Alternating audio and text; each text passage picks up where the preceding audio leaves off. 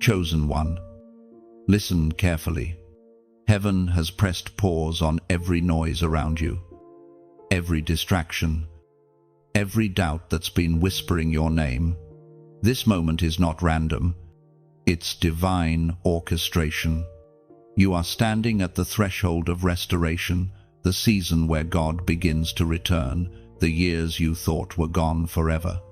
You are not here by accident. You were led here because something sacred within you has been crying out for more. You've survived storms that should have drowned you, nights that seemed endless, and betrayals that cracked your heart open. Yet, through it all, a spark inside you refused to die. That spark is the sign of your divine calling.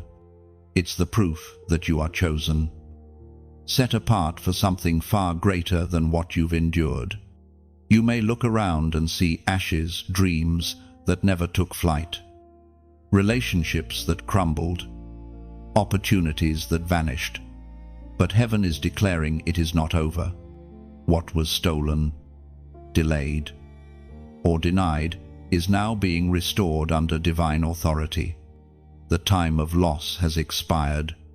You are entering a prophetic exchange, your pain for purpose, your tears for triumph, your delay for destiny.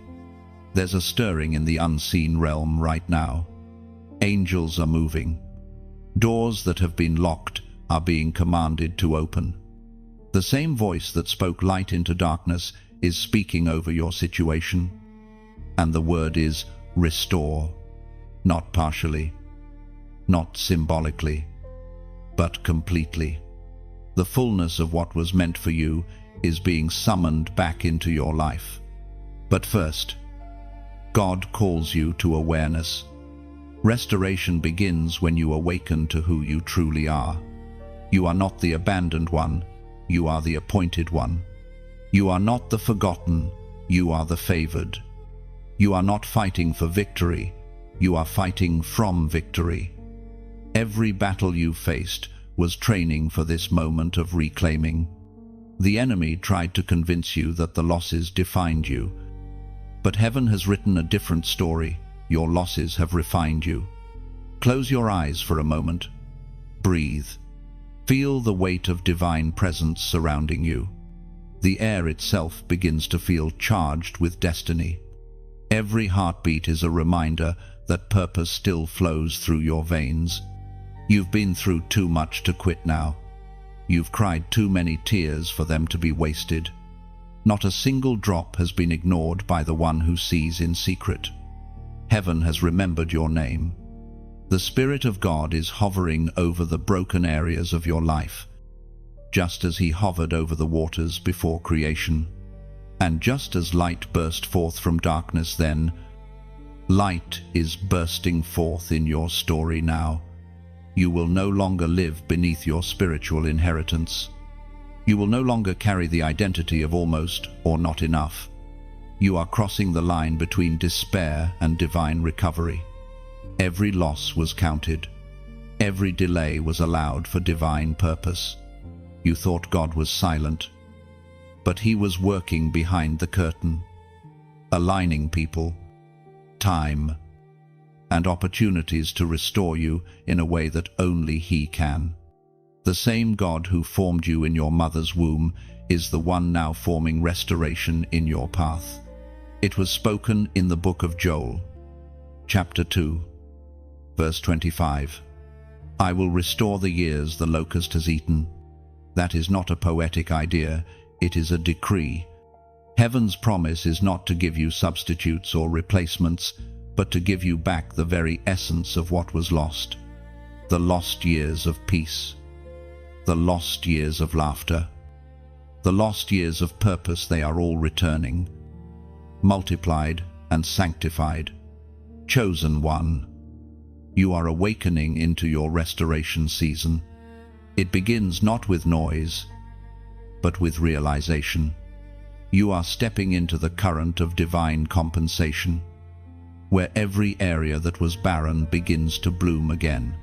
You may have thought your story ended in loss, but God is rewriting your ending in glory.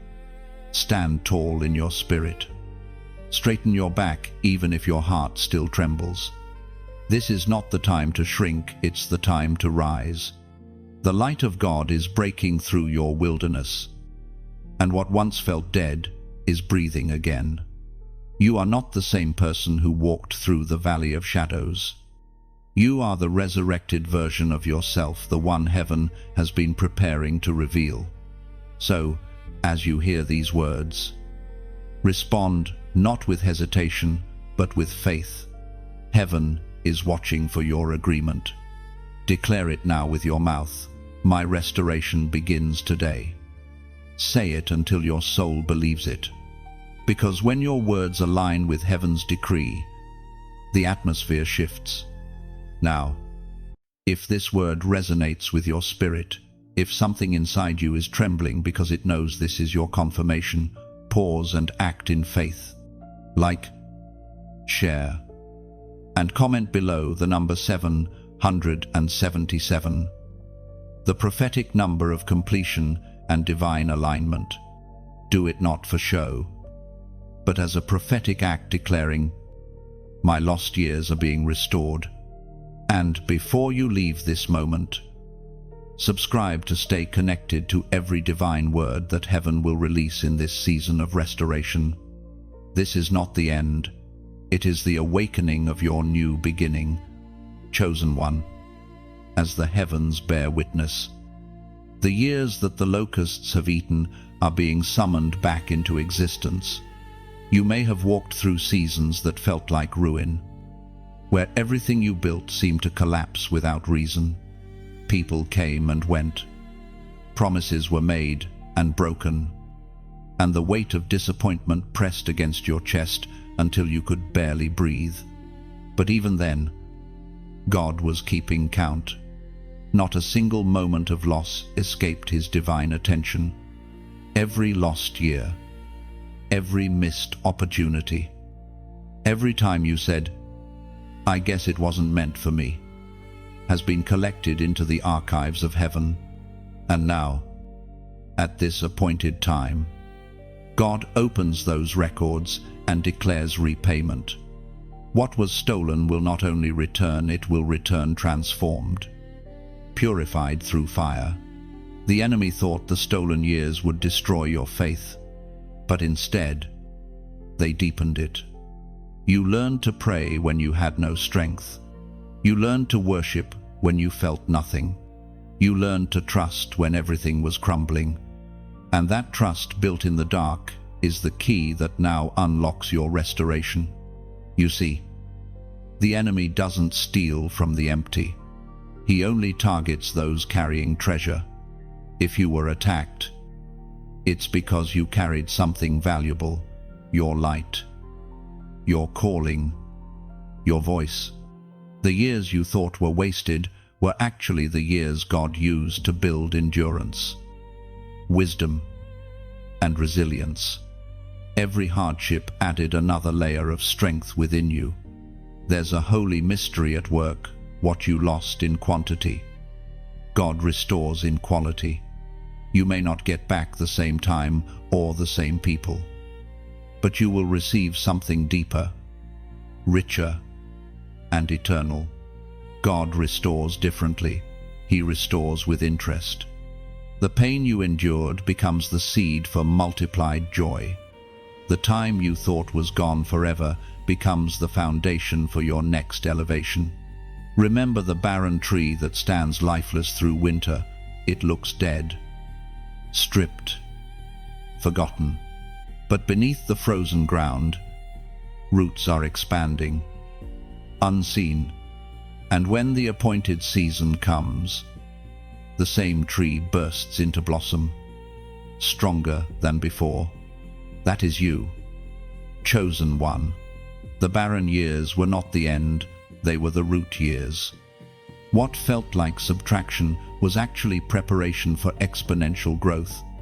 You may ask, why did I have to lose so much? Because divine restoration requires space.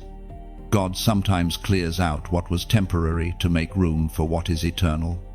He allows endings that seem cruel so that new beginnings can unfold in divine order.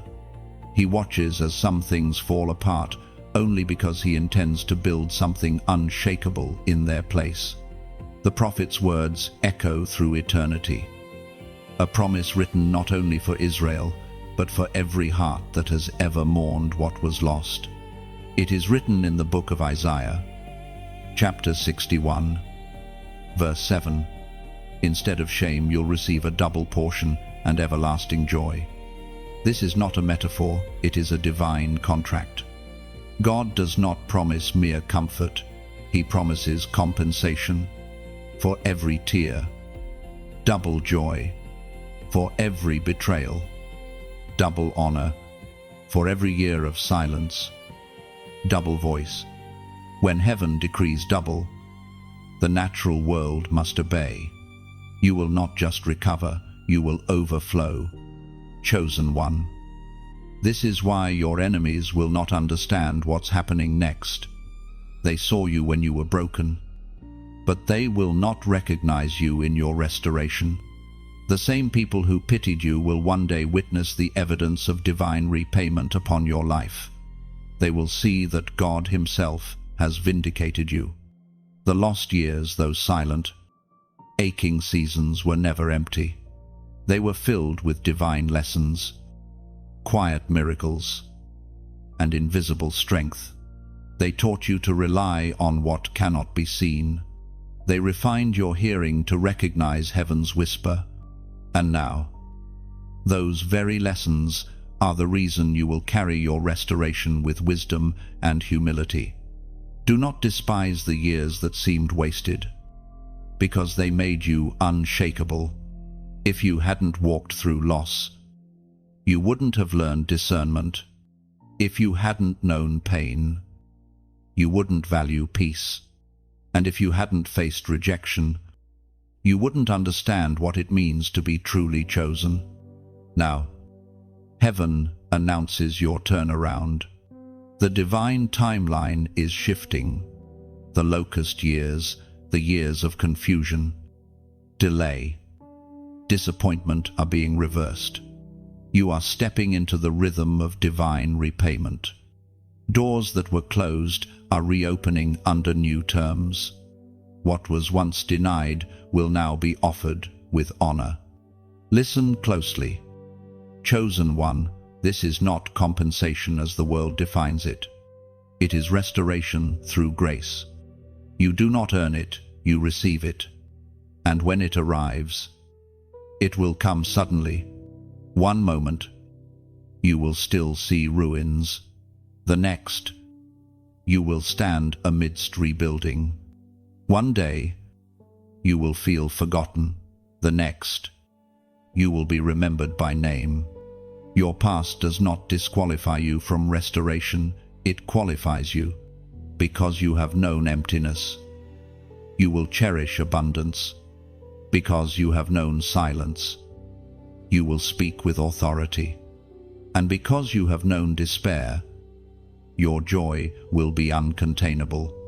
Chosen one, you remember the wilderness, the long, silent stretch where it felt like heaven had forgotten your name. You prayed, and the sky stayed quiet. You waited, and nothing seemed to move. Yet, in that stillness, something holy was being formed. What looked like isolation was actually incubation. God was shaping your heart, training your spirit, and forging endurance in the hidden place. You weren't being punished, you were being prepared. The wilderness is never a place of abandonment. It's the place where the voice of God becomes unmistakably clear. It's where pride dies and purpose is born. It's where false identities fall away and your true calling emerges. When Moses was in the desert, he thought his life had ended. He'd run from his past, hiding among the sand and silence. But even in the obscurity of Midian, God was writing a comeback. The desert was not the end of Moses, it was the birthplace of his destiny. And the same is true for you. You see, the wilderness breaks what needs breaking, but it also reveals what cannot be broken. That's where your strength was forged, in loneliness, in delay, in rejection, every unanswered prayer, every closed door, every moment you wondered, why me, was building something eternal inside you. The voice of God thundered in the book of Exodus, chapter 3, verse 1 and 2. Now Moses kept the flock of Jethro, his father-in-law, the priest of Midian, and he led the flock to the backside of the desert, and came to the mountain of God, even to Horeb. And the angel of the Lord appeared unto him in a flame of fire out of the midst of a bush. Did you notice where that encounter happened? Not in Pharaoh's palace, not in the crowd, but on the backside of the desert. God met Moses in isolation. The fire that transformed his destiny burned in a hidden place. So, if you find yourself in a season where nobody sees you, take heart. Heaven sees you clearly. God meets his chosen ones in secret places, because destiny begins in silence. Your wilderness was not wasted. It taught you to hear differently, to walk by faith when feelings failed, to trust timing when nothing made sense. And now, that same strength is the foundation of your restoration. The one who learned to survive in the wilderness will thrive in the promise. Sometimes, you begged God to end your waiting, but if he had answered too soon, the wrong people might have still been in your circle. The wrong door might have still been open. The wrong identity might have still defined you. The wilderness stripped those things away so that when your moment came, you would rise without compromise. Look back for a moment, see how far you've come. You didn't die in the desert. You didn't lose your faith in the fire. You carried something holy through the loneliness. And that something is what now qualifies you for restoration. You have been tempered by time, molded by mercy, and anchored by grace. When you look at your scars now, don't despise them. They are proof that the wilderness couldn't kill you. Each one is a seal of survival, a testimony that you are still standing when everything else fell apart. You are stronger, wiser, quieter in pride, louder in purpose. Chosen one, I know it's tempting to want the results without the wilderness, but every anointing is forged in obscurity. Every voice of power was first a whisper in the desert. God doesn't send you to the wilderness to test if you'll fail. He sends you there to show the heavens that you're ready to rise. The same desert that tried to silence you will one day be the platform from which your voice echoes deliverance to others. Because the wilderness is not where your story ends, it's where your assignment begins. Now, pause for a moment and let these words sink in. If something within you knows this truth is yours, if your spirit stirs because you recognize the fire that once burned quietly within your own wilderness, then respond.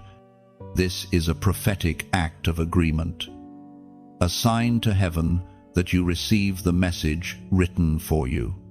Comment, I rise again. Type it not as empty words but as declaration. Say it as Moses did when he turned aside to see the burning bush. Because when you turn toward the divine fire instead of running from it, God begins to speak. I rise again means you accept the process. You embrace the growth. You claim your destiny. It means your wilderness was not for nothing, it was for preparation. From this moment forward, you will see purpose where you once saw pain. You will recognize divine timing where you once saw delay. You will bless the wilderness because it made you who you are, now the chosen one who cannot be shaken. Even by the desert winds, the wilderness was never the end. It was the training ground for your reign. Chosen one. There are tears that no one saw, tears that soaked your pillow in the middle of the night. Tears you wiped away before facing the world, pretending everything was fine. But heaven saw them all. Every sigh, every whispered prayer, every moment your soul trembled under the weight of disappointment. None of it escaped the gaze of the one who made you. You see, people may overlook pain that isn't loud, but God records even the quietest cries. There's a divine record of your sorrow, written not in ink, but in compassion. The God who shaped galaxies bends low to collect your tears, because to him, they are not waste, they are worship. Every drop you've shed has been stored as a testimony, waiting for its moment of transformation. There is a tenderness in how God deals with the broken-hearted. He does not rush your healing, he restores gently, layer by layer, until your wounds become windows for his glory to shine through. The world says, forget it, move on. But heaven says, I saw it, I felt it, and I will redeem it. You may have thought your pain disqualified you, but in truth, it positioned you. The tears that fell in secret watered the soil of your next miracle. The anguish you carried in silence became the proof of your perseverance. You didn't know it then, but your tears were prayers with no words, each one ascending like incense before the throne of grace. We are reminded through the writings of David in the book of Psalms, chapter 56, verse 8. You number my wanderings, put my tears into your bottle. Are they not in your book? You've carried heaviness. Not because God abandoned you, but because he trusted you with depth. Some are given easy paths, but those marked for divine assignments are given broken roads, so they can lead others to healing. Your heart became a vessel that could hold both pain and promise at the same time. Do you realize what that means? You are not defined by what hurt you, you are refined by it. The enemy wanted your tears to drown you, but instead, they baptized you into a greater strength. You've come through fire and flood, but you were never consumed. You are walking proof that grace sustains even when understanding fades. And now, heaven begins to speak restoration over the very places that once brought you sorrow. The tears that fell in secret are being redeemed in public. Where you wept in silence, you will soon laugh in victory. Where you bowed your head in grief, you will lift your hands in praise. The beauty of divine restoration is this: God doesn't just dry your tears, he transforms them. He turns pain into prophecy. He converts loss into legacy. The very thing that tried to break you becomes the foundation of your calling. You will speak from scars, not wounds, and your testimony will heal others who thought they'd never recover. There's something holy about brokenness. It teaches you that strength isn't the absence of pain, it's the presence of faith in the middle of it. You've learned to breathe again, to hope again, to believe that joy can rise from ashes, and that belief is what heaven honors. Look back and see the divine fingerprints on your journey. You should have been crushed, but you weren't. You should have lost your mind, but you didn't. You should have given up. But something inside you, something eternal, refused to die. That something was the Spirit of God within you, holding you together when everything else fell apart. Chosen one, your tears were not in vain. They were the language of trust, the currency of breakthrough. Heaven is not ignoring them, it's multiplying their power. For every tear you cried, God is releasing joy. For every wound you carried, He is releasing wisdom. For every loss you endured, He is releasing legacy. Soon, you will look at the same places that made you weep and realize they became the ground where your faith grew. The tears that once blurred your vision will one day make your vision clearer. You will say, "It was good that I was broken, because through my breaking, I found my builder." You are not the same person who wept in the night. You are stronger, softer, and more anointed. Heaven has been watching, counting, and waiting for this moment. The bottle of tears is being poured out, not as sorrow, but as oil, the oil of restoration, the fragrance of healing, the anointing of purpose. Your tears have spoken. Heaven has answered. Chosen one. There is movement in the unseen.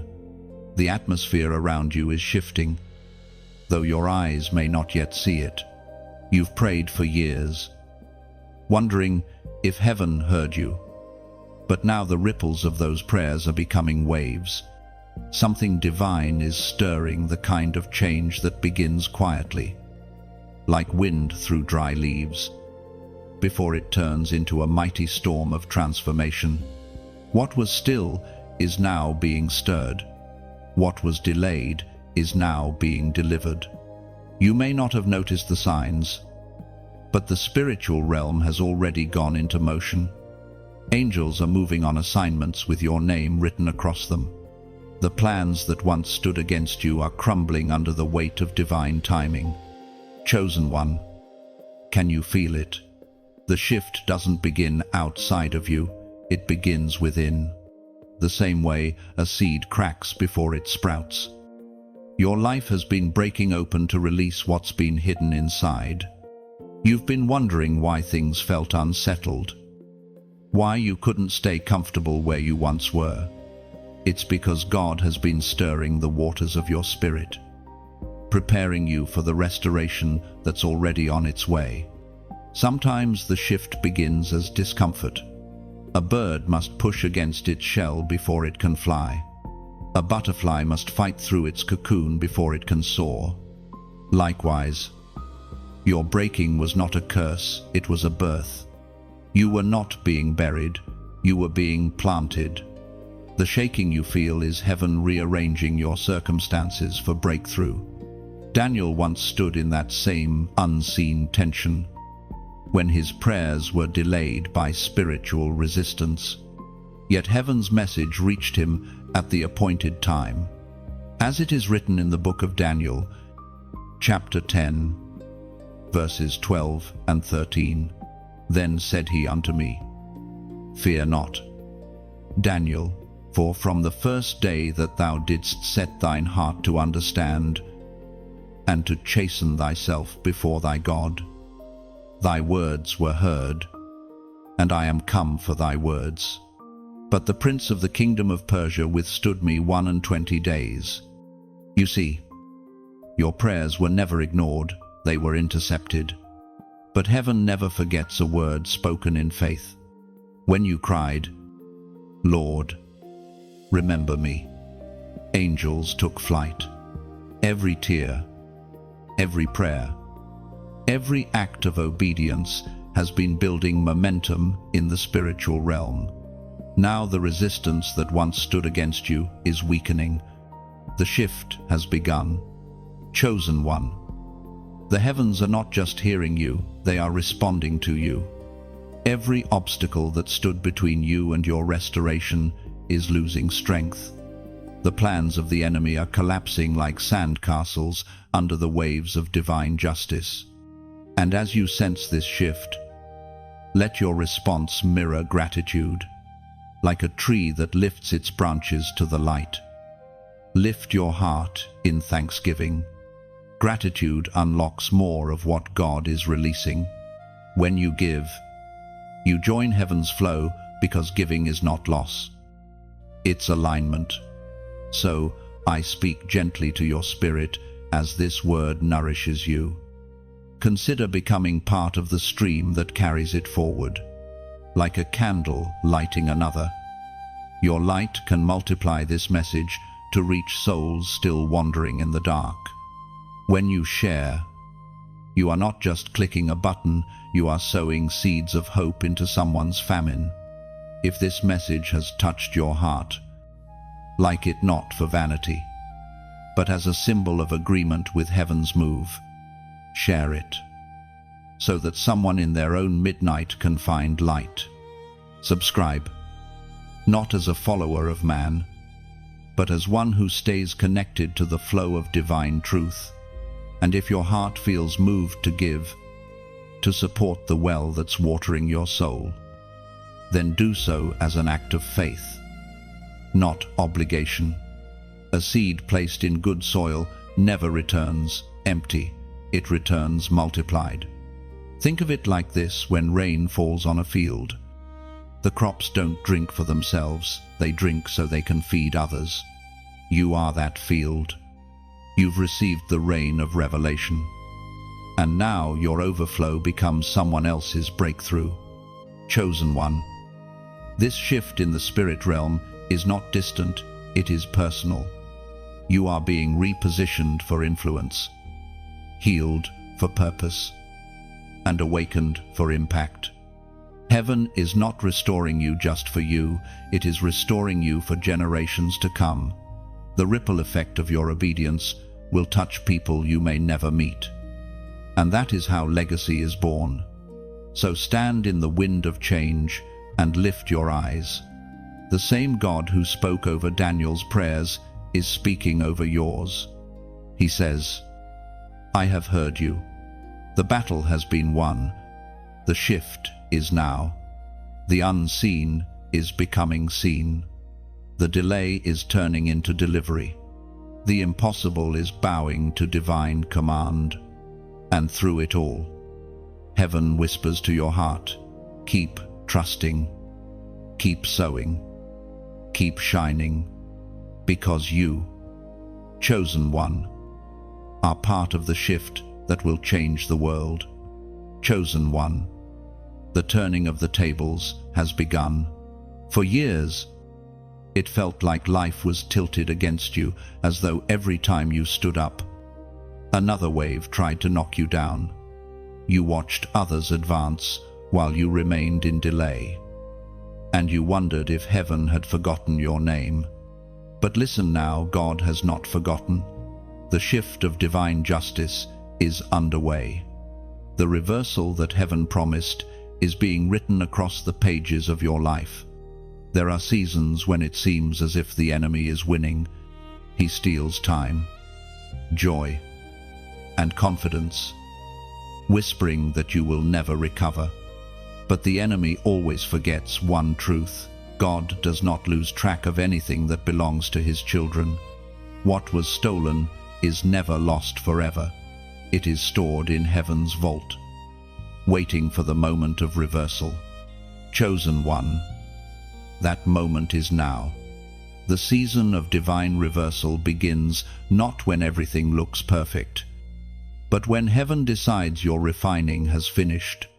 The fire that tested you was not meant to destroy you, it was meant to prove you. You are standing on the edge of vindication where the last will become first.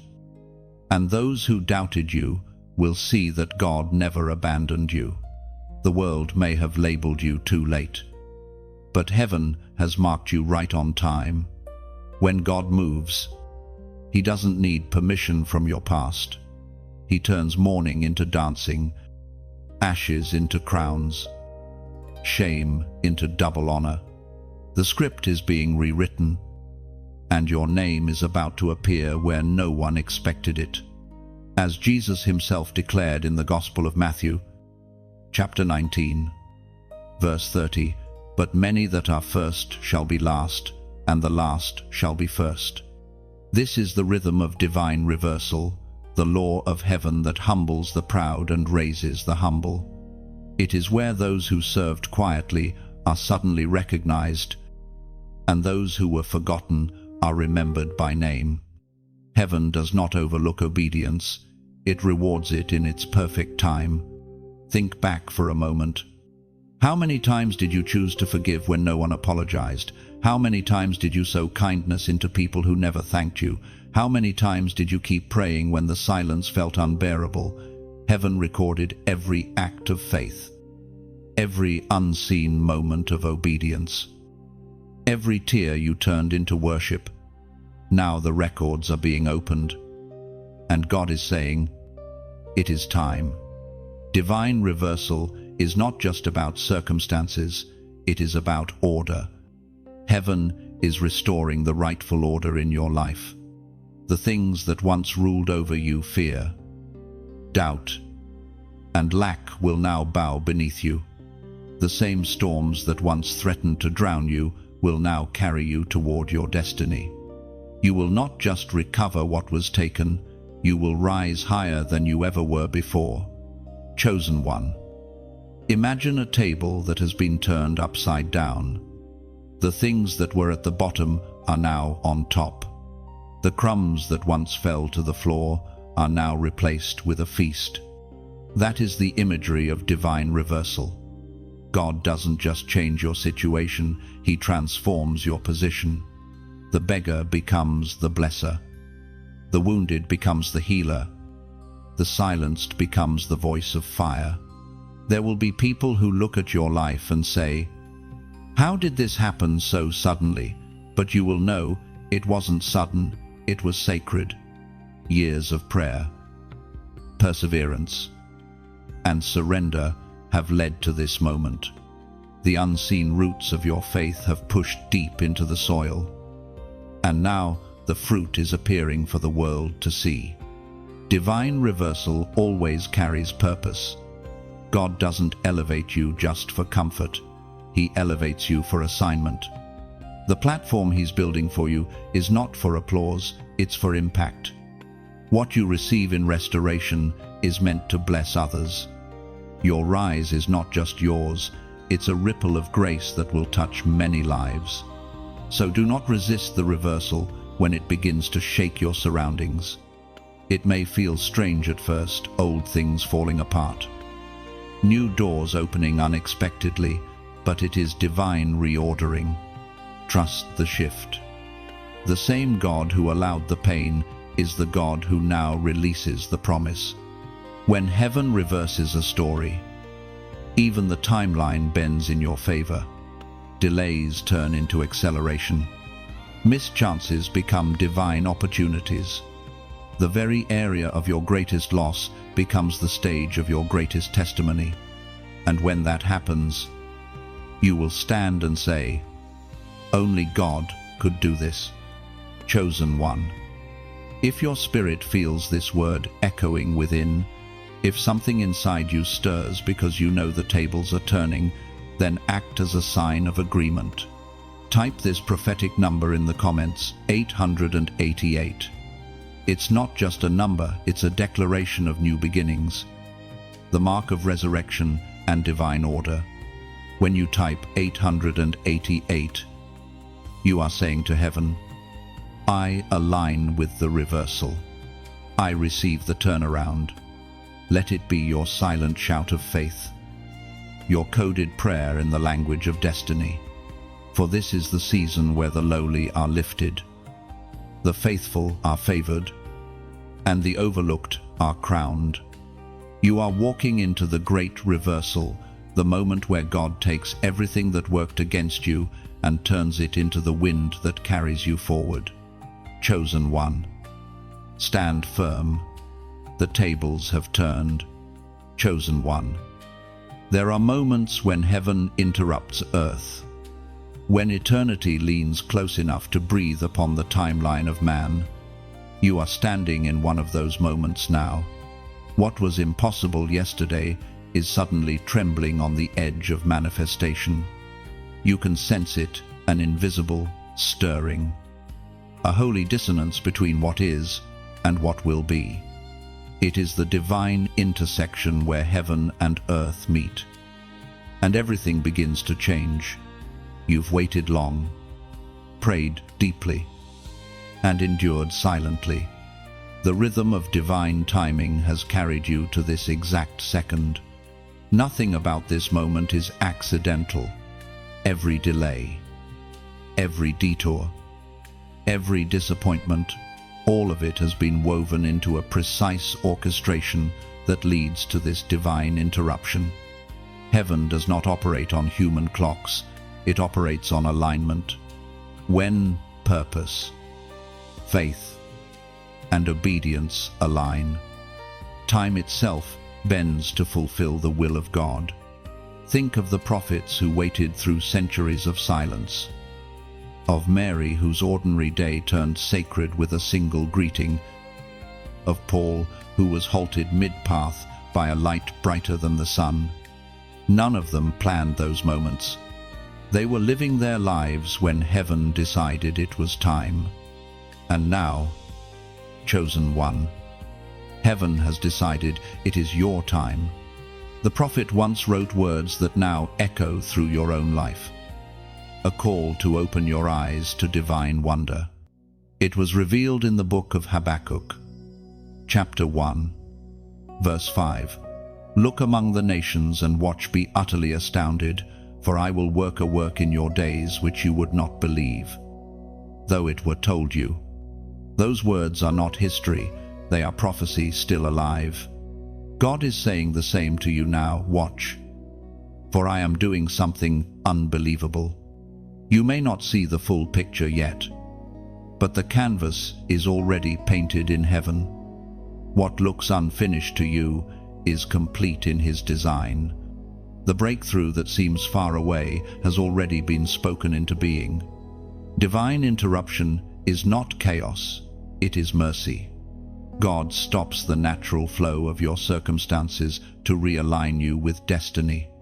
Sometimes He allows everything to pause so that your steps can fall back into divine rhythm. You thought you were stuck, but heaven was only shifting your direction. You thought the door closed forever, but it was only being sealed until the right key arrived. There is beauty in divine timing because it never arrives early or late. It arrives when your character is ready to carry the blessing without breaking under its weight. You asked for open doors, but God was strengthening your frame so you could hold what's behind them. Every hidden season has been building internal strength, spiritual maturity, and divine discernment. Chosen one, this moment is sacred because it is not humanly manufactured. You cannot force what heaven releases freely. When God interrupts, He doesn't need your perfection, He needs your surrender. The breakthrough will not come through striving, but through stillness. The miracle will not come through panic, but through peace. You've already done your part. You've prayed, trusted, and stood your ground when others walked away. Now heaven moves. You will soon look back and realize how every no protected you from premature blessings. You will see how every disappointment was actually redirection, how every delay became an anchor that kept you steady until the right wave arrived. Do you remember the story of Joseph? He was betrayed, imprisoned, and forgotten. Yet, in one divine moment, heaven interrupted his suffering and elevated him to purpose. What took years of pain was reversed in a single day of favor. That is how quickly God can move when the appointed time arrives. This is your appointed time. Chosen one, the interruptions you feared are the very signs that divine timing is unfolding. Heaven is rewriting your calendar, moving you from waiting to walking, from preparation to possession. You may feel unready, but destiny never arrives when you feel prepared. It arrives when you are positioned. God's interruptions are His invitations. When He steps into your story, He changes the ending. So, breathe deeply. This is holy ground. The unseen forces of heaven are surrounding you. Angels stand ready. Purpose is aligning. and divine timing is unlocking doors you thought were sealed forever. You are not behind schedule, you are precisely on time. In the days ahead, you will begin to witness small signs, unexpected favor, sudden opportunities, divine connections. Don't dismiss them as coincidence. They are the ripples of heaven's interruption manifesting in your reality. The spiritual and the natural are colliding, and restoration is being written into your life's next chapter. Chosen one, heaven has interrupted earth for your sake. The story is turning. The timing is perfect, and the impossible is now inevitable. Stay still in awe, for God is moving. Chosen one, the rhythm of restoration is never random. It flows through obedience, quiet, deliberate, sacred obedience. While the world celebrates speed, heaven honors surrender. Every act of obedience, no matter how small, becomes a bridge between promise and fulfillment. The miracles you've been waiting for are not found in striving, but in aligning. You've prayed, you've believed, you've hoped, but now heaven whispers, walk in what you already know. Restoration requires participation. God does not simply hand back what was lost. He invites you to walk with Him into recovery. Every instruction He gives, no matter how simple, carries divine power. When Noah built an ark in the middle of a dry land, it didn't make sense, but obedience made the impossible possible. When Abraham left everything familiar to follow a voice he could not see, obedience became his inheritance. When Peter cast his net again after catching nothing all night, obedience filled his boat until it overflowed. Every miracle begins with an instruction, and every instruction is a test of trust. Chosen one, your obedience is your weapon. You may not understand the why, but heaven only requires your yes. It's the quiet, faithful yes that unlocks restoration's flow. The enemy's greatest tactic is not destruction, it's distraction. He tries to make you overthink what God has already made clear. Yet, every time you obey, you silence the enemy and amplify heaven's sound. The path of obedience often feels like walking blindfolded through fog, trusting that the one leading you can see the road ahead. And He does. He sees every step, every turn, every unseen trap. Your part is to walk, His part is to reveal. The fog lifts with movement, not before it. Heaven speaks clearly through the words in Deuteronomy, chapter 28, verses 1 and 2, and it shall come to pass, if thou shalt hearken diligently unto the voice of the Lord thy God, to observe and to do all His commandments, which I command thee this day, that the Lord thy God will set thee on high above all nations of the earth, and all these blessings shall come on thee, and overtake thee, if thou shalt hearken unto the voice of the Lord thy God. Did you see it? Blessings don't chase the perfect, they chase the obedient. Obedience attracts what striving cannot. Restoration overtakes those who listen and move at the sound of God's voice. The moment you act on His word, the atmosphere around you shifts. Doors recognize obedience, they open for it. You have already survived the breaking, now comes the building. But the building requires listening. Heaven doesn't just restore what you lost, it restores who you are. Sometimes, the greatest act of obedience is to let go of the version of yourself that existed in the old season. You cannot carry yesterday's identity into tomorrow's promise. For restoration to manifest fully, you must step where you've never stepped before. The familiar will try to call you back. Old fears, old habits, old ways of thinking will whisper, "It's safer here." But restoration doesn't happen in the safe, it happens in the surrendered. Each time you take a step of faith, heaven rearranges something in your favor. Obedience is not always glamorous. Sometimes it looks like forgiving someone who never apologized. Sometimes it looks like closing a door that no longer holds life. Sometimes it looks like starting over when you feel too tired to try. But each of those choices carries resurrection power. When you obey, heaven bears witness. Angels move, chains loosen, and time itself begins to work for you instead of against you. Obedience turns waiting into walking. It transforms pain into purpose. It calls back everything that once seemed gone. Chosen one, you may not realize it yet. But the moments when obedience cost you the most were the moments that shaped your crown. Every yes you gave in tears was a seed planted in eternal soil. And now, the seeds are beginning to sprout. Restoration is not only about receiving what was lost, it's about becoming who you were always meant to be. The losses stripped you of illusions. Obedience rebuilds you in truth. Each step of surrender makes you more like the one who called you. Do not fear where he leads next. Even when the path seems uncertain, trust the pattern.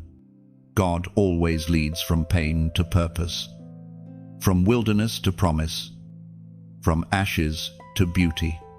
Your part is to obey, even when you don't understand the full picture, because obedience today unlocks favor tomorrow. The voice of heaven is gentle but firm. Walk forward. You don't need to see the whole road. You just need to take the next step. The river of restoration flows for those who move in faith. You've prayed for change, now walk into it. Chosen one. There comes a moment when restoration shifts from recovery to multiplication.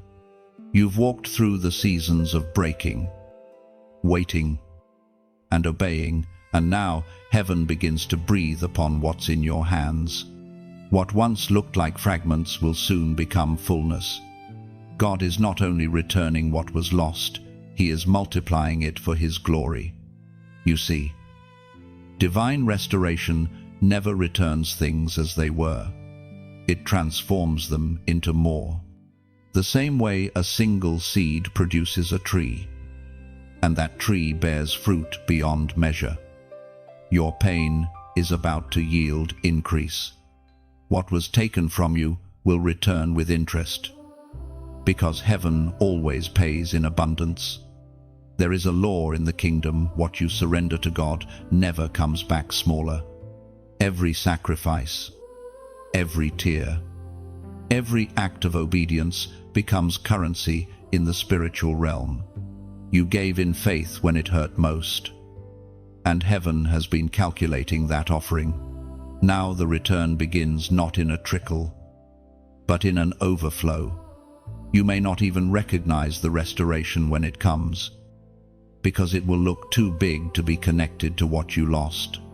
The old seed no longer resembles the harvest. The thing that broke you will become the very thing that blesses you. That's how God works. He multiplies what the world said was finished. It was written in the sacred story of Job, a man who lost everything but kept his faith.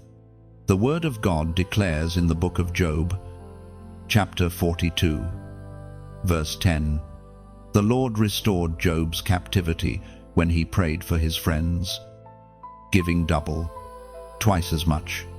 That is the heart of divine multiplication.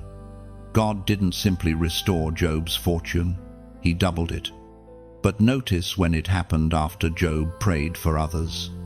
Multiplication begins when your focus shifts from pain to purpose, from yourself to service. When you bless others despite your own brokenness, You open a portal of blessing that cannot be contained.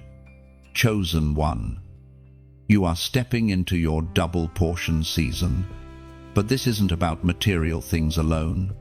God is multiplying peace where there was anxiety, wisdom where there was confusion, love where there was betrayal, and strength where there was weakness.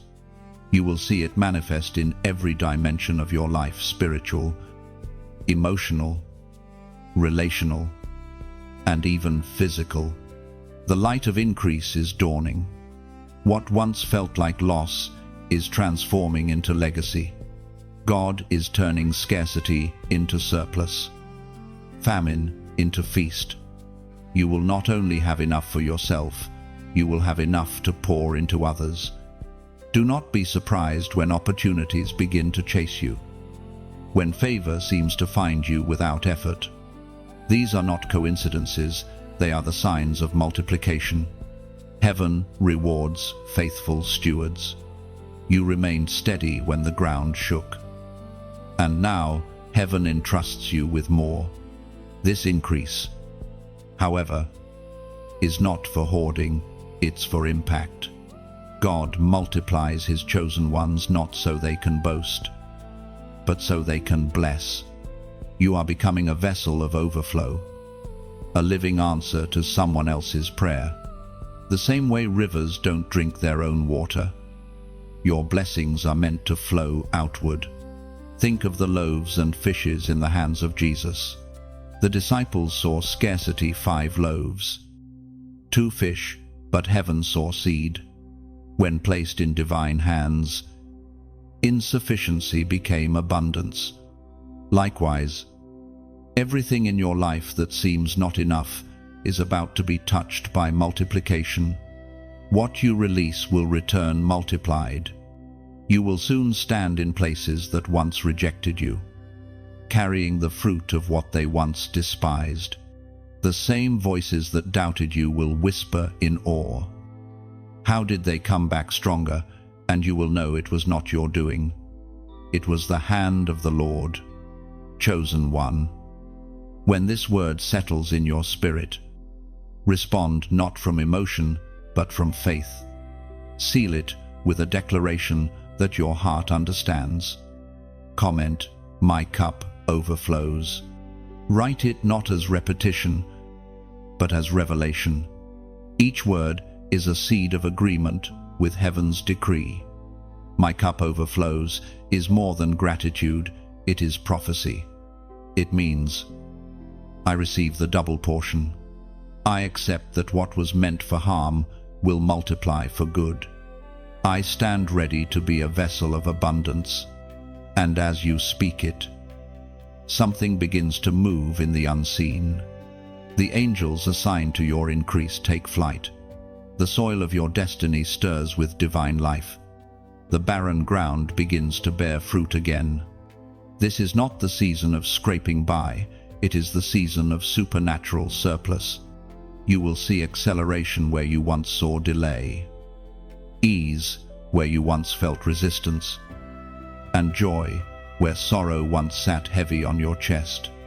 You have entered the realm of more, the place where obedience births overflow. So lift your head, chosen one. The days of lack are behind you. The days of too much to contain have begun. Your hands will carry abundance. Your voice will carry power, and your life will carry evidence. Heaven is multiplying what once was broken, and the world will soon see what God can do with the faithful few who refuse to give up. Chosen one. The voices that once tried to silence you are about to fall silent themselves.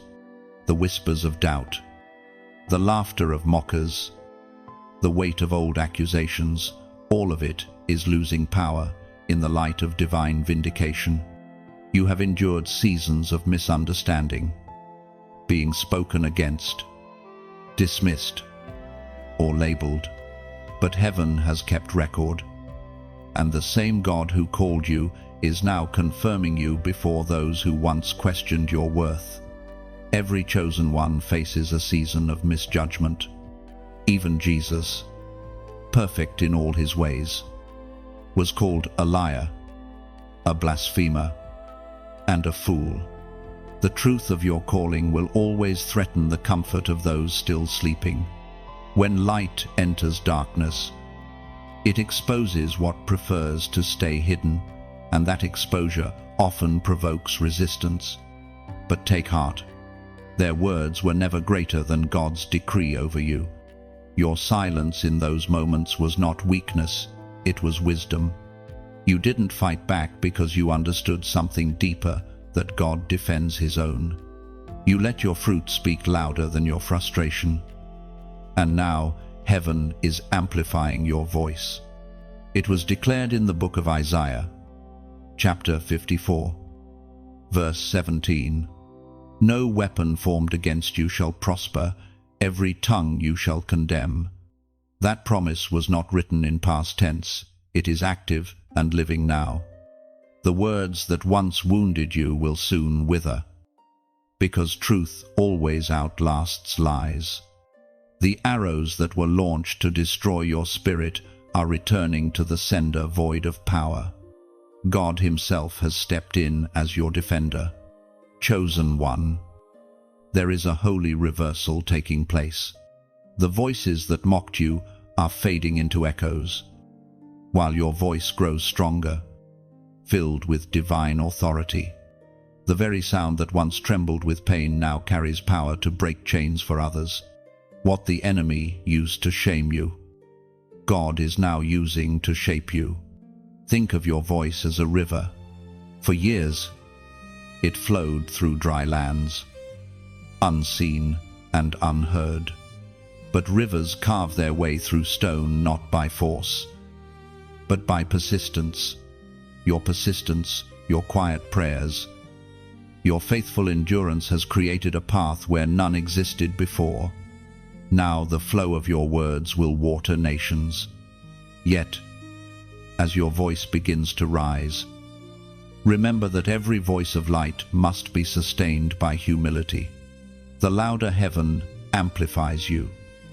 The deeper your roots must go into gratitude, and that's where your act of giving becomes a reflection of your understanding.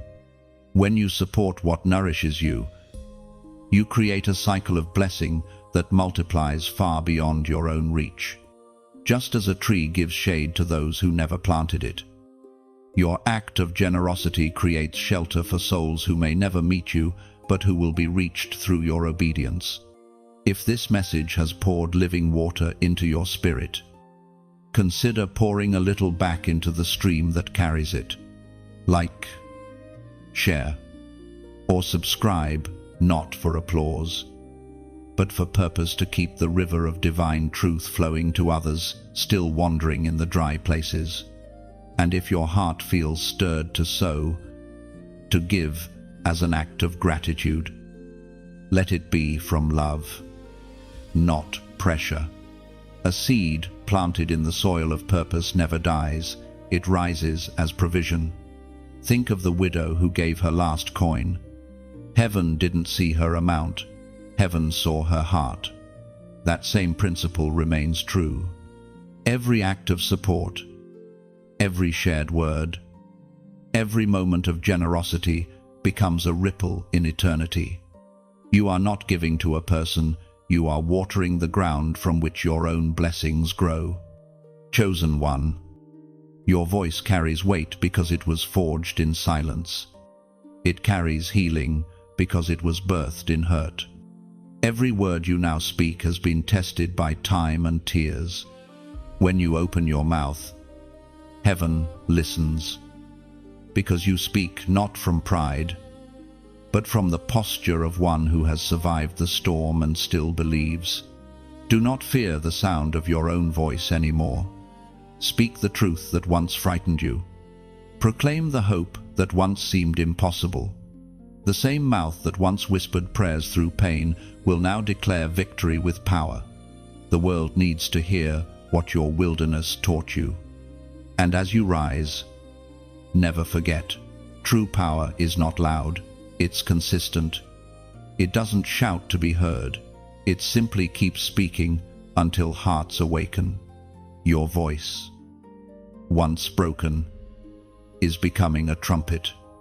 It calls others out of despair and into destiny. That is why you were silenced, because the enemy knew what would happen when you began to speak again. Now, speak, create, share, sow. Let your voice move like wind through dry bones, breathing life into forgotten dreams. You are no longer the one mocked in silence. You are the one heaven uses to silence darkness. Chosen one, rise and speak with love, give with purpose, and shine with grace. The same God who defends you is now amplifying you. The weapon may have been formed, but it will not prosper because you, beloved, were formed by the word that cannot fail. Chosen one. The path before you glows with a light you did not kindle. This is the light of covenant renewal. You have endured fire, storms, and the long silences of heaven. Yet, through it all, God's promise has not faded. You stand now in a sacred transition, where the old agreements that once bound you to pain are being replaced by a divine contract sealed in mercy. There is a holy stillness around this moment. It feels as though heaven itself has bent low, holding out a scroll with your name written across it. Upon that scroll are words not of condemnation, but of restoration. The ink is not black, it is gold. It glimmers with grace.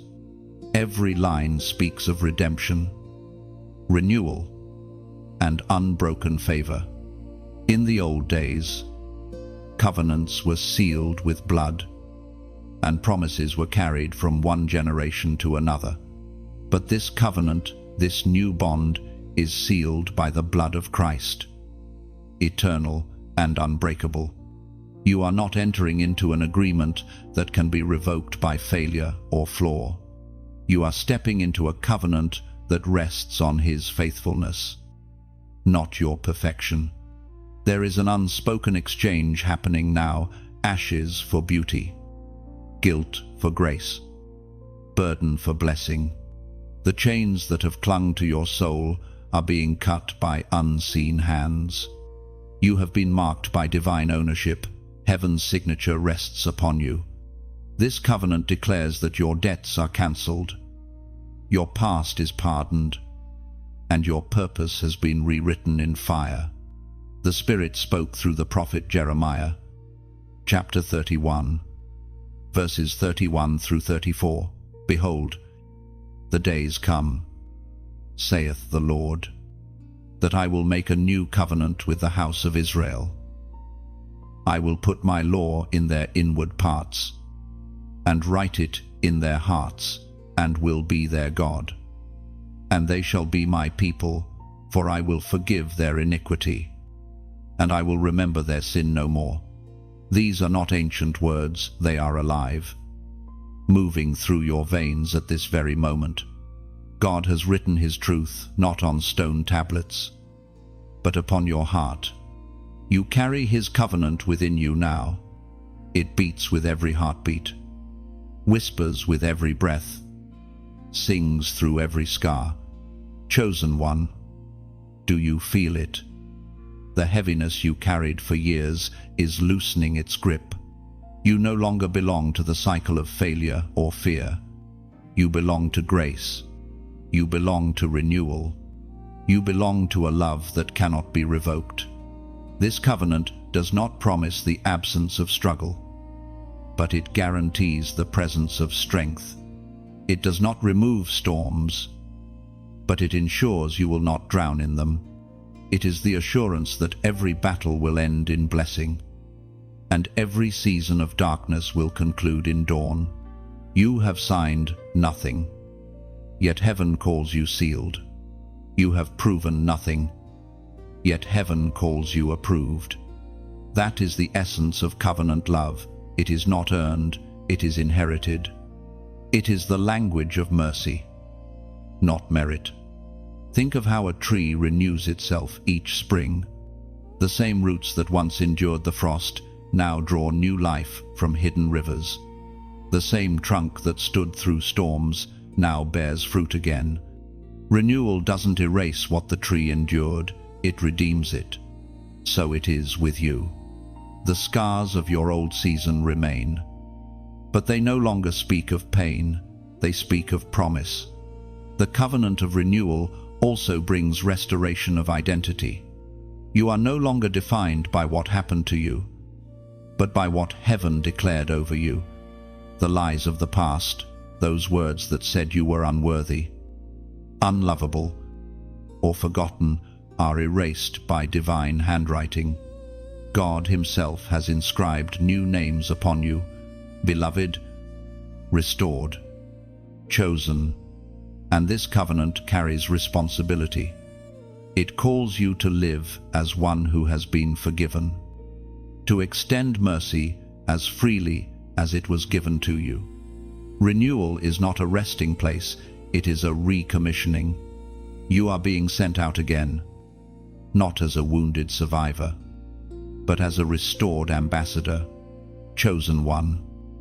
Let this truth settle deep. The covenant cannot be broken. Even when you falter, the seal remains. Even when you wander, the shepherd follows. Even when you question, grace answers softly, still mine. The bond between heaven and your soul is eternal. There will be days when doubt whispers again, trying to remind you of old failures. But you can silence that voice with one declaration: I am in covenant. The heavens recognize that phrase. It is the password of the redeemed, the mark of those who walk under divine favor. Chosen one. There is a pulse in the air, steady, divine, unmistakable. It is the rhythm of divine timing, finally aligning with your destiny. You have walked through delay, confusion, and waiting. But what once felt like stillness was actually synchronization. Heaven was not ignoring you, it was arranging everything perfectly. There are moments when it feels like God is late, when the prayer you prayed seems unanswered, and the promise feels forgotten. But divine timing is never late, it is layered. While you were waiting, heaven was weaving. While you were questioning, God was preparing. While you were doubting, angels were positioning the pieces of your story into divine order. Look back and see it now, how every detour brought you closer.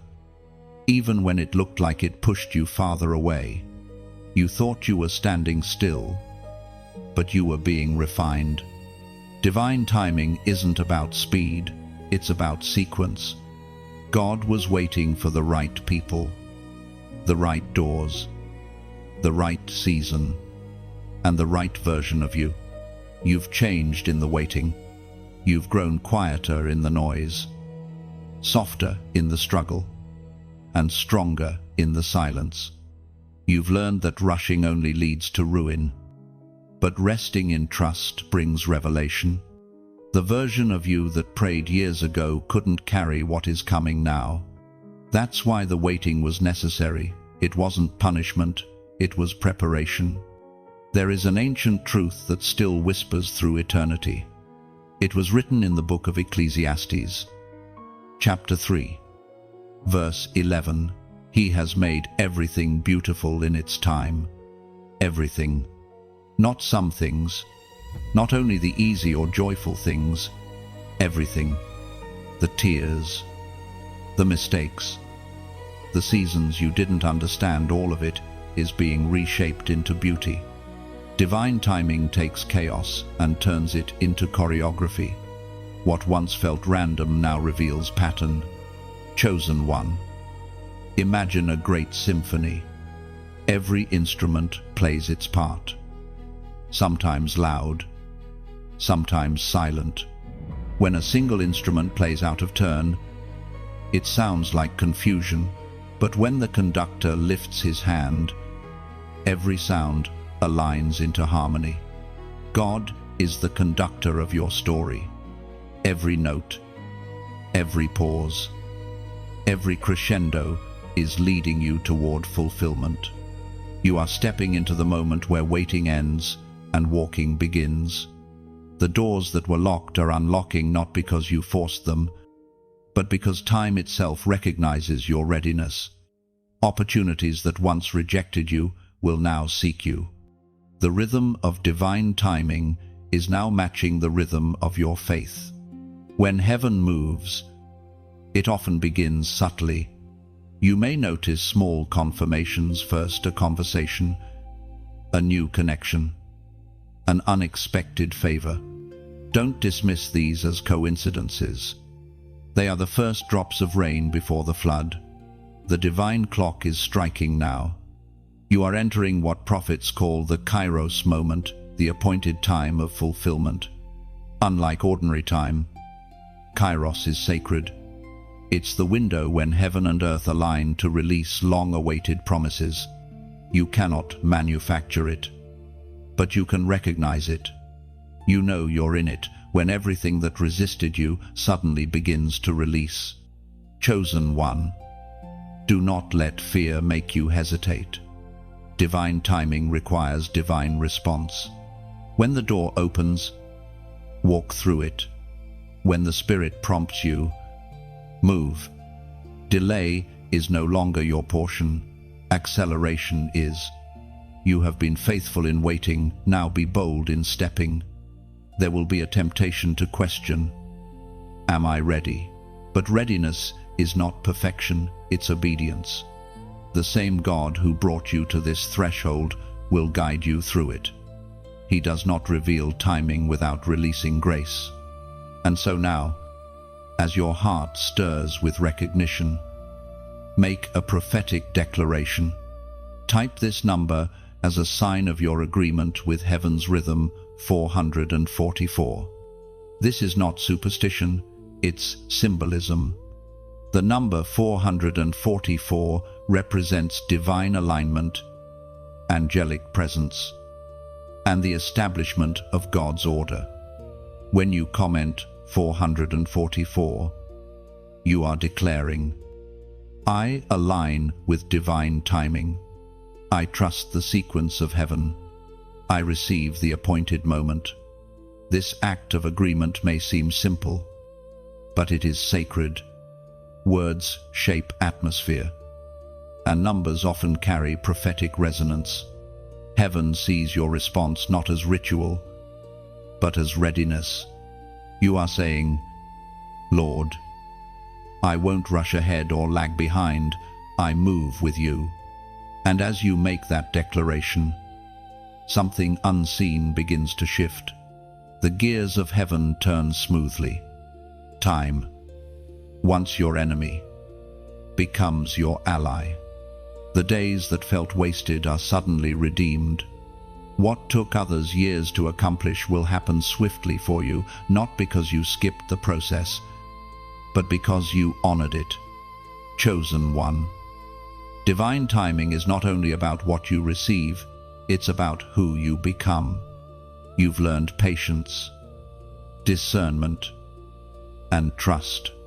You've learned that delay doesn't mean denial, and silence doesn't mean absence. You've discovered that the God of yesterday is still the God of right now.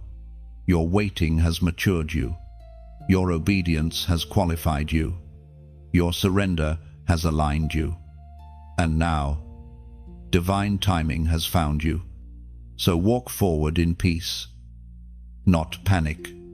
Let your steps be steady, your heart open, and your eyes fixed on the one who orchestrates all things perfectly. Because the time for wondering is over, the time for walking has begun. Chosen one, it is your time. Chosen one. Restoration always leaves a mark. When heaven has touched a life, it cannot look the same again. You may not even notice the transformation at first. It's subtle, like dawn creeping over the horizon, but those around you will. They will see the evidence of divine recovery written across your face, in the way you speak, walk, and carry peace that no storm can steal. This is what it means to bear the mark of the restored. It is not a symbol carved by hands, but a glow birthed by grace. It's in the way you love after being hurt, the way you trust after being betrayed, the way you rise after falling again and again.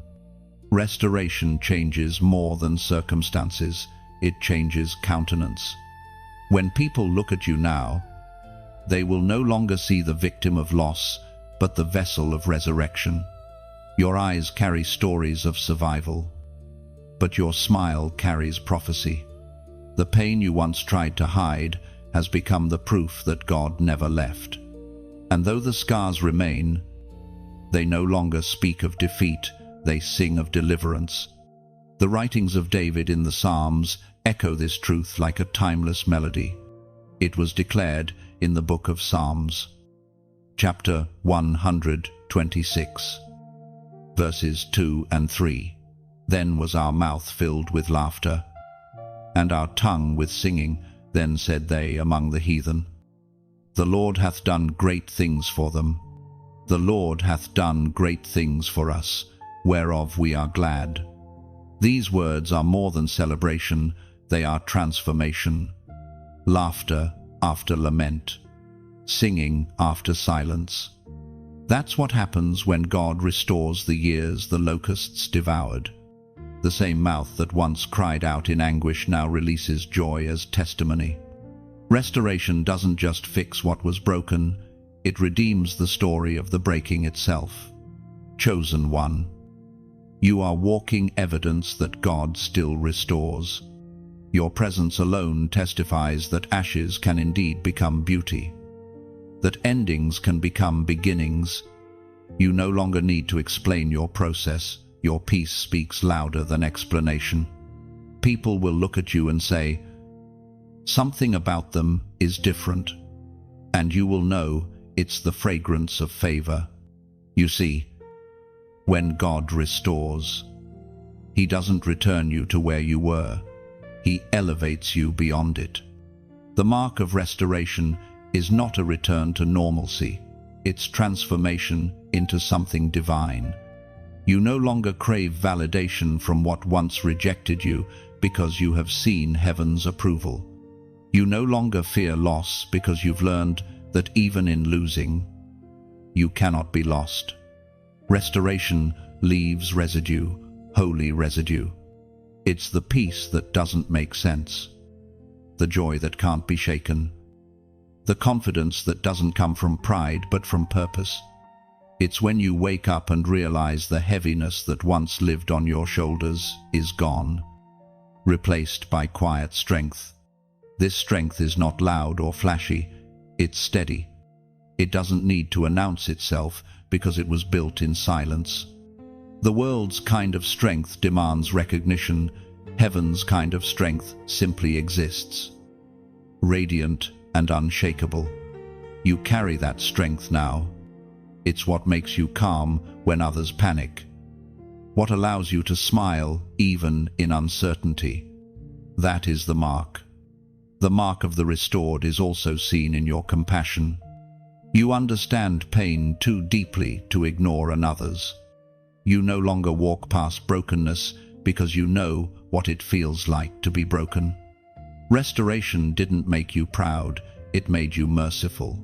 You carry healing in your words now. And even your silence carries comfort.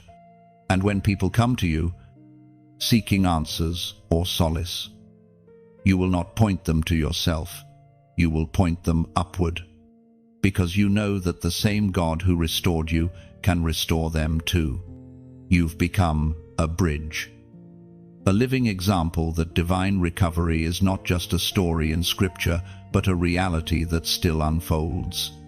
Chosen one, remember this: the glow you carry was born in fire. Do not hide it to make others comfortable. The world needs your light, precisely because it has seen your darkness. The mark of the restored is not perfection, it's authenticity. You shine not because you escaped the storm, but because you learned to dance in the rain. You may still face trials, but you will never face them the same way again. Once you've walked through restoration, fear loses its voice. You know too much of God's faithfulness to ever doubt His timing again. Your heart, once fragile, has become a fortress. Your soul, once weary, now burns with purpose. When heaven restores, it restores in layers. You will continue to discover new strength, new clarity, and new confidence as you walk forward. Each day will reveal another facet of what God has done within you. Restoration is not a moment, it's a movement that unfolds continually as you keep walking with Him. And though you may not always feel the transformation, others will. The way you enter a room, the peace you bring, the stability you exude, all of it will testify, without words, that you have been touched by heaven. Chosen one, you are marked not by what you lost, but by what you've gained through grace. You are the living proof that God restores, redeems, and renews. You carry laughter where there was once lament, peace where there was panic, and light where there was loss. Walk forward, radiant and unafraid. The mark of the restored is upon you, and no darkness can erase it. Chosen one, when God restores, He never stops at enough. He moves you into overflow. The season you are entering is not merely about recovering what was lost. It is about stepping into abundance that surpasses anything you imagined. Restoration has matured into overflow, and heaven is pouring more than you prayed for, more than you dreamed, more than you thought you could hold. There is a rhythm in the divine economy. First, survival, then stability, then surplus. You survived the famine, you endured the waiting, and now heaven declares, feast. Overflow is not about excess for indulgence, it is about evidence of divine generosity. It's how heaven displays its faithfulness through your life. When God blesses you beyond measure, it is not so that you can hoard, it is so that you can pour. You have been a vessel of endurance, now you become a vessel of distribution. The same hands that once gathered crumbs will now break bread to feed others. You will carry abundance not as a possession, but as a calling. The years of lack trained you to be grateful for little, and that gratitude is what now qualifies you to steward much. The prophet of old spoke of this moment, and his words still breathe with divine promise. It was proclaimed in the book of Malachi, chapter 3, verse 10, "Bring ye all the tithes into the storehouse, that there may be meat in mine house, and prove me now herewith, saith the Lord of hosts, if I will not open you the windows of heaven, and pour you out a blessing, that there shall not be room enough to receive it." These are not mere words of provision, they are declarations of overflow. The windows of heaven are open over you. Where there was drought, there will now be deluge. The same skies that withheld rain are now bursting with release. The God who saw your fasting in secret is rewarding you in fullness. Chosen one, overflow begins inwardly before it manifests outwardly. It begins when peace overflows where worry once ruled, when joy overflows where sadness used to sit, when purpose overflows where confusion once clouded your vision. Heaven's abundance starts in the heart. not in the hands. When your inner world becomes aligned with gratitude and trust, the outer world follows in harmony. You've been faithful with little. You've sown in tears, watered with patience, and tended the soil of your faith when it looked barren. Now the rain has come. Your harvest is breaking through the ground. The field that once mocked your effort will now sing your victory. The same people who said, "Nothing grows there," will soon witness fruit overflowing from your obedience. Overflow doesn't just fill your cup, it spills beyond it. And that spilling is the point. God never blesses you to the brim, He blesses you to the overflow, so that others may drink from your abundance. You are becoming an outpouring, a living fountain of divine generosity, peace, and wisdom. But overflow requires stewardship. The abundance you receive is not meant to inflate pride, but to expand compassion. You are called to be both river and reservoir, to receive freely and release freely. When you hold tightly, the flow stops. When you pour freely, heaven refills continually. The law of overflow is motion. What moves through you multiplies. You'll begin to notice it, doors opening without striving, resources appearing just when needed, favor following you like a shadow. These are the signs that the overflow is active. Heaven trusts you with influence because you've proven you will use it to uplift, not to boast. You will speak blessings instead of bitterness. Give rather than grasp. Build rather than compete. Chosen one. The beauty of overflow is that it doesn't erase your past of lack, it redeems it. The memory of empty seasons becomes fuel for generosity. You'll never forget what it felt like to have nothing, and that memory will ensure you never withhold from those in need. Compassion will remain your currency. The abundance God is releasing will come in many forms: peace that guards your heart, wisdom that directs your path, connections that carry purpose, resources that support vision. Every blessing will serve a kingdom function. You are not merely being blessed, you are being entrusted. Heaven doesn't waste oil, it pours it on those who know how to pour it out again. There will be moments when you'll pause and think, "This is too much." But God will whisper, "It's just enough for the mission."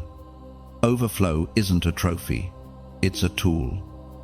It equips you to repair what others thought irreparable, to build where others abandoned, to speak where others fell silent. You will find yourself laughing again, not because everything is perfect, but because your heart finally rests in gratitude. The joy of overflow is not in possessions but in purpose fulfilled. You will wake each morning aware that you are living inside a miracle, a life that once felt broken, now bursting with blessings. Chosen one. You have moved from restoration to overflow. Your cup is not just full, it's running over. You will give without running dry, shine without burning out, and love without fear of loss. The windows of heaven are open above you, and the fragrance of divine abundance fills the air.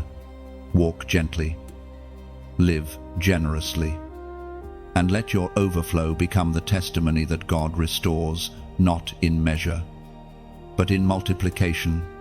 Chosen one. Your voice is no longer a whisper in the wilderness, it has become a trumpet of truth. The silence that once smothered you has been broken, and the same lips that trembled in fear now carry fire. You have been through enough darkness to know that your words carry light. What once wounded you has turned into your weapon. What once silenced you has become your song. There comes a time when the restored must rise, not to boast, but to broadcast. Heaven doesn't heal you just for peace, it heals you for purpose. You are being commissioned to speak, to write, to share, to lift others who still sit where you once wept. Your story is not for storage, it's for release. It's oil meant to pour. The prophet Isaiah once wrote words that still burn across the pages of destiny. It is written in the book of Isaiah, chapter 60, verse 1. Arise, shine, for your light has come, and the Lord's glory rises. Those words are not an invitation, they are an assignment. The word arise is heaven's call to action, and shine is the command to reveal what God has done within you. This light is not your own, it is divine reflection. Every time you speak life, comfort, or truth, heaven echoes through your voice. Your voice is not small. Even if the world once made you feel invisible, God uses the humble tones, the quiet voices, the broken storytellers to reach the hearts that walls and stages never could. Your sound carries healing because it comes from authenticity. You do not speak theory, you speak testimony. That is why your words will pierce darkness where sermons cannot reach. But as your voice rises, let it remain wrapped in humility. Light that blinds is useless, light that guides is holy.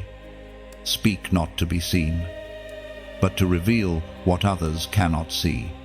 You are the lighthouse now, the one standing on the cliff, guiding lost ships through their storm, and the oil burning in your lamp is the same oil born from your pain.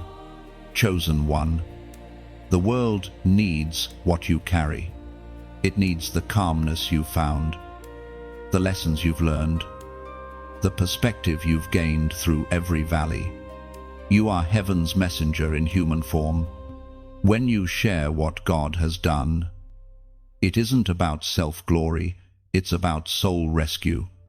Every word you release becomes a lifeline to someone drowning silently in despair. So let your story flow. Write it, speak it, live it, and as you do, allow your voice to travel further by becoming part of something greater. When you like, share, or comment on messages that stir your spirit, you're not just reacting, you're releasing resonance. You're echoing heaven's sound through the digital wilderness. A like is not just a click, it's an amen. A share is not just a post, it's a ripple that reaches the unseen.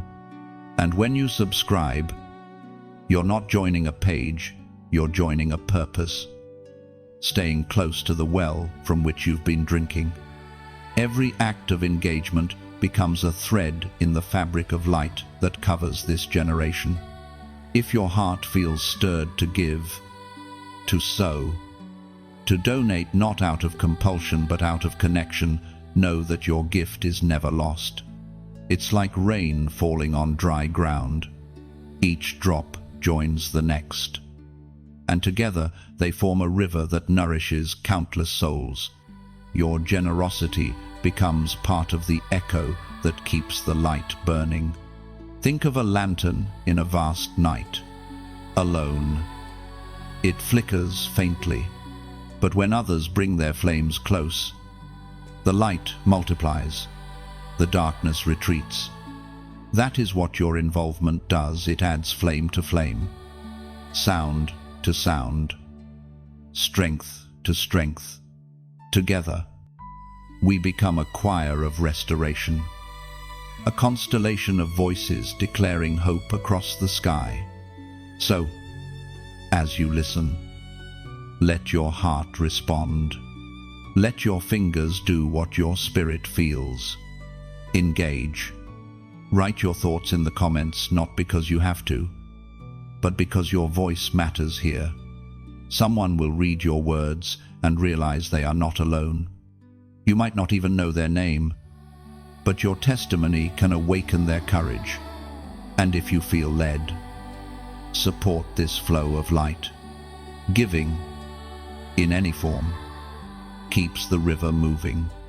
It fuels the message, extends the reach, and ensures that the next chosen one, somewhere out there, on the edge of giving up, hears what they need before it's too late. Remember, this is not about platform, it's about purpose. You were silenced for a time, but heaven has returned your sound. Now, every echo of your voice, every act of sharing, every seed you plant is another note in the great song of restoration that God is conducting. Your voice is the trumpet that calls others to rise. Let it ring with love, carry truth, and pour grace. The same power that restored you is now moving through you, multiplying with every word. Chosen one. Speak and keep speaking. The world is waiting for your sound. Chosen one, now that you have walked through fire and come forth refined, heaven invites you to turn and behold what lies behind you, not to mourn it, but to understand it. There is a sacred strength in looking back through the lens of restoration. When you trace the path you've walked, you begin to see the fingerprints of God where you once saw only chaos. What you thought were detours were actually divine designs. You can finally look at your scars without shame, because they are not signs of failure, they are seals of faith. Every scar is a reminder that you did not die in the storm that was meant to destroy you. You survived because grace refused to let you go. The past, once painful, has become your teacher. The pieces that once seemed shattered now fit perfectly into the mosaic of your testimony. It is written in the book of Romans, chapter 8, verse 28. All things work together for good to those who love God. Called. You once wondered why certain doors closed so violently. Now you understand that mercy sometimes wears the mask of rejection. The places you weren't allowed to stay would have buried your purpose. The people who walked away made space for your true tribe to enter. The plans that failed forced you to rely on divine timing instead of your own understanding. When you look back now, the pain still whispers, but the gratitude speaks louder. You see how every valley sharpened your vision. You see how every dark night prepared you to appreciate the dawn. You see how every loss carved out room for greater gain. You see how every unanswered prayer was actually answered in a higher way. The glory that follows the storm is not just about external blessings, it's about internal transformation. You carry peace where anxiety once lived. You respond with grace where anger once ruled. You forgive quickly, love deeply, and discern quietly. The version of you that stands here now could not have existed without the breaking that came before. You no longer ask, "Why me?" You ask, "Why not me?" Because you now understand that purpose is born through process. The storm didn't break you, it baptized you into clarity. The wilderness didn't waste you, it washed away everything that wasn't aligned with your calling. Every trial stripped you of self-reliance until you could finally see that strength has always come from above. Chosen one. This is the glory after the storm. It's not about applause or recognition, it's about awareness. It's the quiet, knowing that you are exactly where you're meant to be. It's the peace that comes from realizing that even your missteps were steps in disguise. You are no longer fighting the story, you are flowing with it. You've stopped demanding explanations and started giving thanks. And that gratitude is what multiplies the glory. The more you thank God for what He's done, the more clearly you see His hand in what He's still doing. Gratitude becomes your vision, it turns hindsight into revelation. You begin to see patterns where you once saw pain, purpose where you once saw punishment, divine orchestration where you once saw delay. The storm was not just a test of endurance, it was a revelation of identity. It showed you what was temporary and what was eternal. It revealed that your peace does not depend on circumstances but on connection. You learned to anchor yourself, not in outcomes but in presence. Now, as you stand on the other side of the tempest, the winds that once terrified you no longer hold power. You've learned how to sleep through storms, how to stand in waves, how to trust the one who commands them. The fear that once followed you has faded into reverence. You no longer ask the storm to stop, you ask it to speak. Because you know every storm carries a message from heaven. Chosen one. The glory after the storm is subtle but strong. It's in the way your laughter sounds freer, your steps lighter, your heart quieter. It's in how you love people who cannot repay you and forgive those who never apologized. It's in how you no longer need validation because you walk with confirmation. You are not the same person who entered the storm. You are wiser, deeper, steadier. The winds that once threatened to uproot you have only driven your roots deeper into faith. You have learned the rhythm of restoration, how to bend without breaking, to burn without being consumed.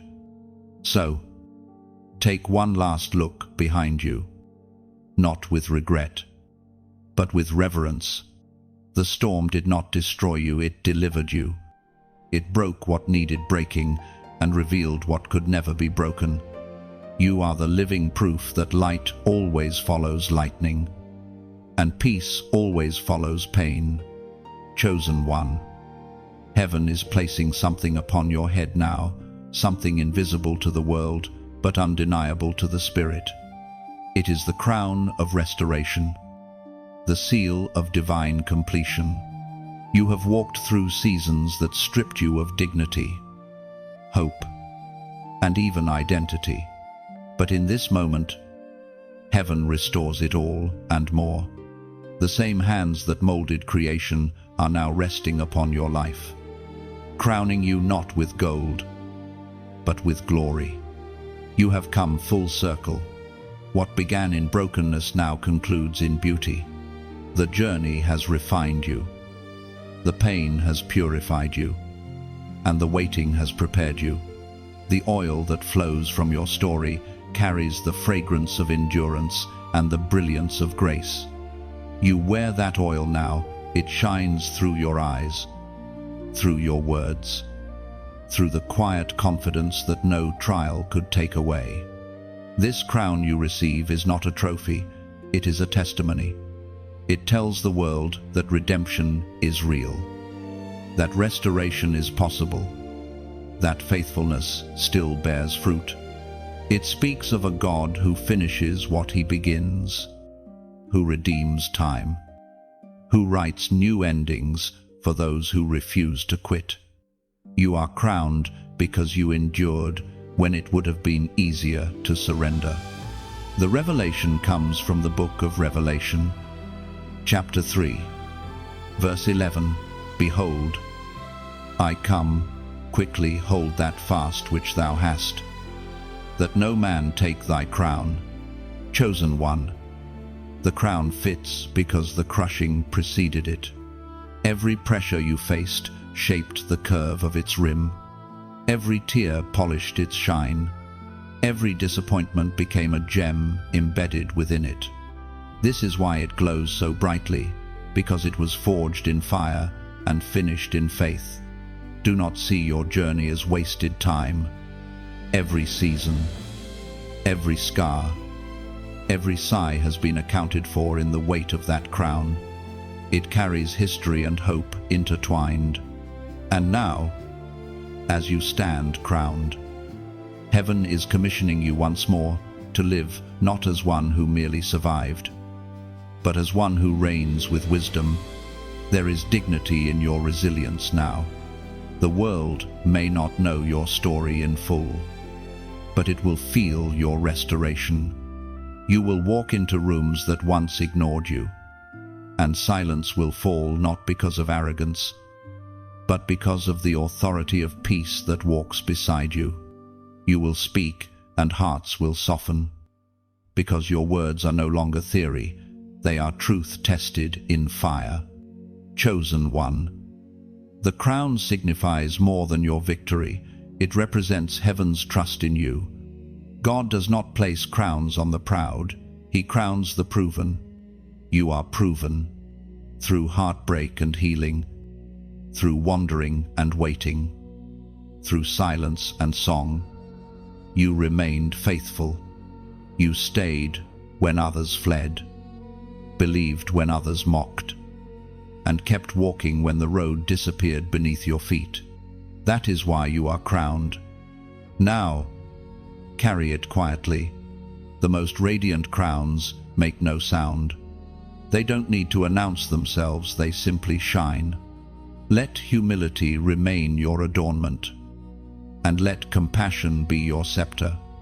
Rule not with dominance, but with discernment. Lead not with control, but with courage. The greatest leaders are those who remember the pain of the pit while walking in the light of the palace. You will notice that life begins to align more easily now. Where once there was resistance, there will be recognition. Where there was confusion, there will be clarity. The anointing of restoration upon your life will attract opportunities that match your new identity. You will no longer need to chase what's yours will begin to find you. Chosen one. Take a moment now to feel it, not with your hands, but with your spirit. That gentle weight upon your head, that warmth in your heart, it is the confirmation that heaven has finished what it started. You are crowned, covered, and commissioned, and as the heavens watch, your story becomes a living prophecy, a reminder to others that the God who restores is still at work. Your life is not merely testimony, it is invitation. Every step you take in grace becomes a beacon for those still searching for theirs. The crown of restoration shines not for your glory, but for His. Wear it boldly. Live it humbly. And let it remind the world that broken things can still be beautiful when held by divine hands. Chosen one. Your restoration is complete. Your reign of peace has begun. Chosen one. As this divine message comes to its close, pause and breathe. Let everything you've just heard settle deep within you. You have walked through the journey of loss, endurance, renewal, and now restoration crowned in glory. But this isn't the end of your story. It is the awakening of a greater one. Heaven has not finished speaking, and your spirit is still unfolding into its next chapter. If this message has spoken to the hidden corners of your soul, if you've felt something stir inside you, like a gentle whisper saying, "This was for me," then let your heart respond. Let your gratitude move from silence to action. Like this message, share it forward, and let it travel to the one who needs to hear what you've already received. Write a word of reflection in the comments, your story, your revelation, your agreement. Someone reading it will draw strength from you. Subscribe and stay connected, not as a follower of man, but as a participant in this divine flow of light and truth. Chosen one. The words have ended, but the work of heaven continues through you. Shine, share, and carry this fire wherever you go.